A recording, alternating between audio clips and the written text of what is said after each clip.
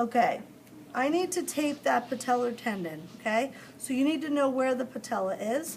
Here's the tendon, and it attaches to the tuberosity, right, of the tibia. You have to cover that. So as long as we've got that in there, you are good to go. Most of the time, some of the top end of the tibia is going to be sticking out. It's okay, you don't need it. You're only unloading the tendon, okay? So what we're gonna do is we're gonna measure out our anchors. Now, our anchors, typically, when I taught you down here, they were perfectly straight. The knee is a little different. We're gonna do a bit of an angle. Can you kind of see that?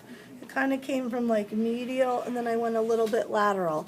So it doesn't look like a traditional like letter H, okay, that up and down. And what we're going to do is we're going to hold down the thumb, lift and pinch, pull through the tape and lay it down. I'm crisscrossing now, okay? What you want to do here, and what I've done in the front there, is I've cut my strips where they're just getting progressively longer. So I started a little shorter, and now I'm getting progressively longer. And that's because I've made these parts on an angle. You have to do shorter strips down here, but longer strips to connect your anchors at the top. And we did that for a reason. We're going to start to go on an angle. Watch this piece. And I'm going to start to hug the patella as I come around. Okay? Kind of like the kinesio tape did. This is an athlete who's going into an event that kinesio tape was not enough. And they need that patella totally unloaded. Okay? You're going to not let the forces go through that patella. Did you see how I kind of hugged up around? Manipulate the tape a little bit. Okay? Then what we're going to do is re-anchor. So are you still, like, are you pushing the patella up, like, out of the way, or Kinda. are you still on top of the patella? No, I'm kind of pushing it, like, So, I'm trying to get under it, because Yeah, that's where the okay. tendon is, right? Yeah. Exactly. That's a good observation.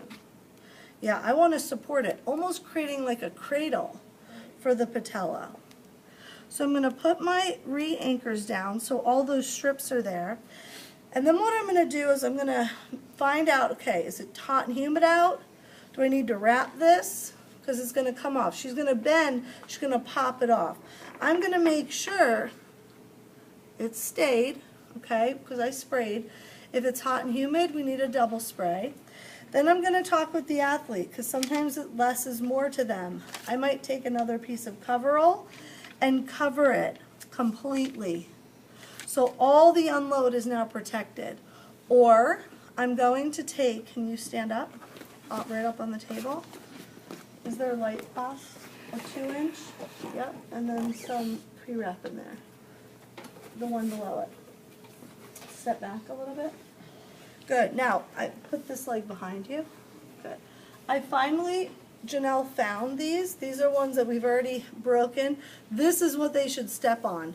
If you step on a fresh piece of good tape, you're going to crush it. So we're going to leave these out for you guys to practice. We're going to do a little, now remember, I did not spray this. If she's going in, I got to go back and spray the whole rest of the leg. I'm going to just come just below the knee, because she is going to not be happy with me if I cross her knee joint. I'm just going to make sure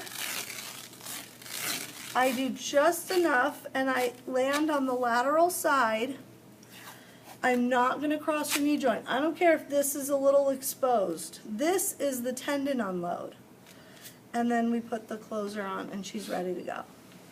She might say, hate it, get it off, and just cover it with this piece. I don't want anything behind my knee, because you cannot cross that knee back here. She's going to feel that, or it's going to start to roll down on her, when she, depending on what her sport is. So they might just say, just cover it from the front. Okay? So those are some of your options.